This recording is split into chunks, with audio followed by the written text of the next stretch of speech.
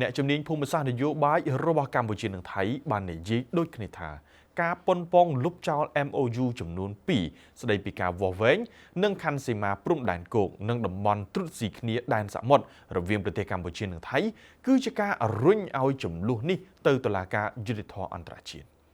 កាលពីថ្ងៃអង្គារទី30ខែកញ្ញាលោកអនុទានច័ន្ទវិរៈគុលនាយករដ្ឋមន្ត្រីថៃបាននិយាយថារដ្ឋាភិបាលរបស់លោកនឹងធ្វើប្រជាមតិថាតើត្រូវលុបចោល MOU ដ៏ចម្រូងចម្រាសចំនួន2ជាមួយកម្ពុជាឬយ៉ាងណាគឺ MOU 43ឆ្នាំ2000ស្ដីពីការកំណត់ព្រំដែនគោកនិង MOU 44ឆ្នាំ2001ស្ដីពីតំបន់ត្រួតស៊ីគ្នាដែនសមុទ្រលោកសាស្ត្រាចារ្យសុរឆាតបំរុងស័ក្តិផ្នែកវិទ្យាសាស្ត្រនយោបាយនៅសាកលវិទ្យាល័យจุฬาលង្កនប្រទេសថៃ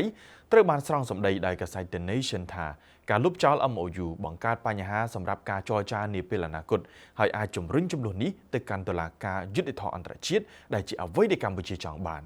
លោកបណ្ឌិតអិនសុផលអ្នកជំនាញផ្នែកវិទ្យាសាស្ត្រនយោបាយបានលើកឡើងថាការដកខ្លួនពី MOU ជាឯកតោភាគីរបស់ថៃនិងប៉ះពាល់ដល់អធិបុលកិត្យានុភាពនិងឆន្ទៈអន្តរជាតិរបស់ប្រទេសថៃហើយធ្វើឲ្យទំនាក់ទំនងទ្វេភាគីកាន់តែមានភាពតានតឹងហើយវាកាន់តែងាយស្រួលដល់កម្ពុជាអាចដាក់ពាក្យបណ្ដឹងទៅតុលាការ ICJ ដូចជាករណីប្រាសាទព្រះវិហារដែរលោកបណ្ឌិតយ៉ងពៅអ្នកជំនាញផ្នែកភូមិសាស្ត្រនយោបាយបានលើកឡើងថាការមិនទទួលស្គាល់ MOU របស់ថៃគឺរឹតតែធ្វើឲ្យចំនួនព្រំដែនកាន់តែគ្មានច្រកចេញប្រសិនបើថៃឈប់ប្រើមែននោះជារឿងមួយដែលថៃបានបង្ហាញខ្លួនឯងថាថៃមិនគោរពនៅច្បាប់អន្តរជាតិគឺដើរ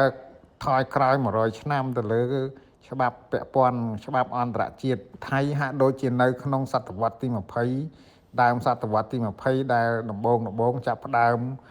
មានបញ្ហាជាមួយបារាំងសៀមហ្នឹង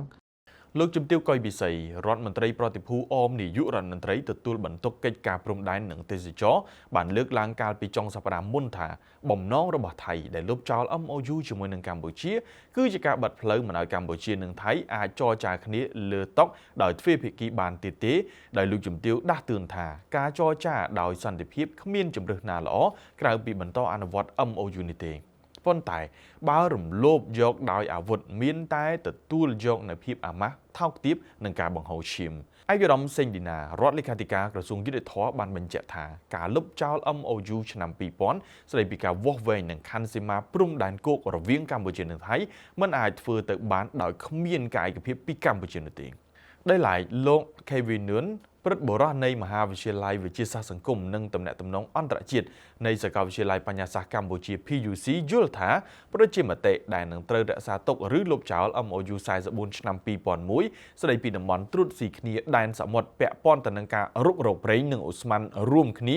និងបង្កើតភាពមិនច្បាស់លាស់នៅក្នុងគម្រោងវិនិយោគនេះតំបន់ត្រួតស៊ីគ្នានេះត្រូវបានប៉ាន់ស្មានថាអាចនឹងនាំចំណូលជាង$300,000 លានអាមេរិក